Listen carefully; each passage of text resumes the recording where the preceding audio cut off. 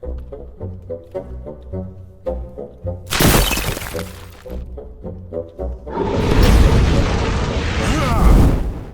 everybody, it's me, Riffraff Hornhelm, and I'm back again with another presentation from the Dwarven Vault, and today we have a monster review. Now today's monster comes to us from the original Deities and Demigods, which was used with Dungeons & Dragons and Advanced Dungeons & Dragons, and typically at the time it was called First Edition Rules, or what we call 1E today.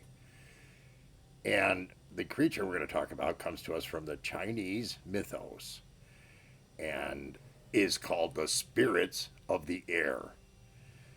Now, I'm not going to get into a discussion about the Chinese mythos as used in Deities and Demigods. It's obviously far from complete. It's used to help provide scenarios for the game, and really what we're looking at is the contents that are in Deities and Demigods, not the accuracy thereof or anything related to that.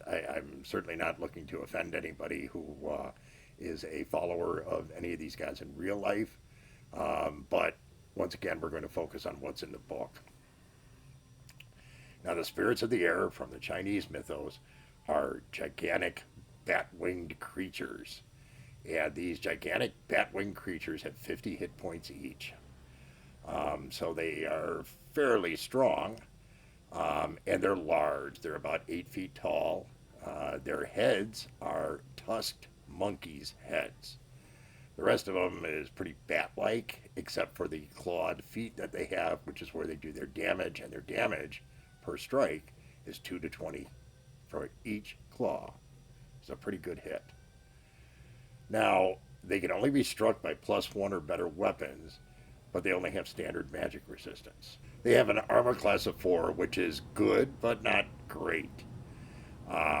They are of average intelligence, they're neutral, and they are the servants of the gods within the Chinese mythos. In wandering terms, there can be 1 to 100 of these that appear. Now, this is a 50 hit point creature. When they attack as if they were 11 hit dice creature. So very strong on the attack. And because in a wandering scenario you could have up to 100 of these, holy cow, this would be one very, very difficult encounter. Because you could have 1 to 100 of these appear, that's just wow.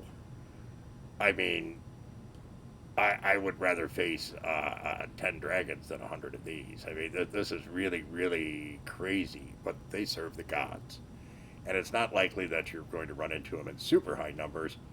Well, apparently, unless you deserve it, and if you do, well, you can expect a very unhappy result. Now, the Spirits of the Air, once again, are summoned by the Chinese gods. Hitting as an 11 hit dice creature is super powerful. With 50 hit points, a reasonable armor class, and damage of 2 to 20, these can be a pretty fierce opponent. Now, because this is specific to the Chinese mythos, frankly, all of us dwarves, we've not run across these specifically. But of course, in the gaming world, it can be entirely different. And we went out to the dungeon masters and the players and asked them about the Spirits of the Air from the Chinese mythos in the original Deities and Demigods. And mostly what I got were blank looks. What? What are you talking about? There were some who did know them, and the DMs who saw them and used them over time ranked this between a 5 and a 6. I think this is a pretty fair ranking as a DM. In players, after much diligent searching, I found one who had been exposed to it. And he said, yeah, if I had to rank that on a 1 to a 10, it'd probably be about a 6.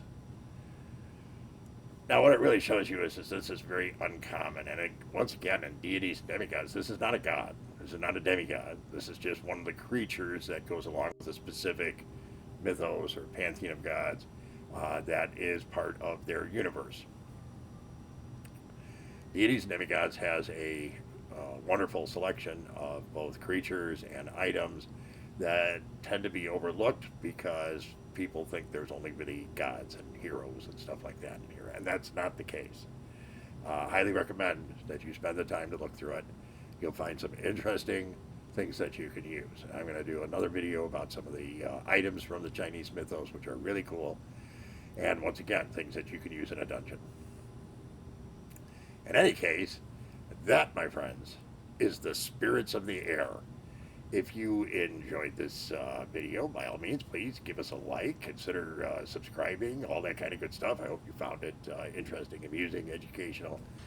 Share with your friends, drop us a comment, but most of all, come back and see us again real soon. We thank you so much for your very kind support. Take care, everyone, and remember, dwarves rock!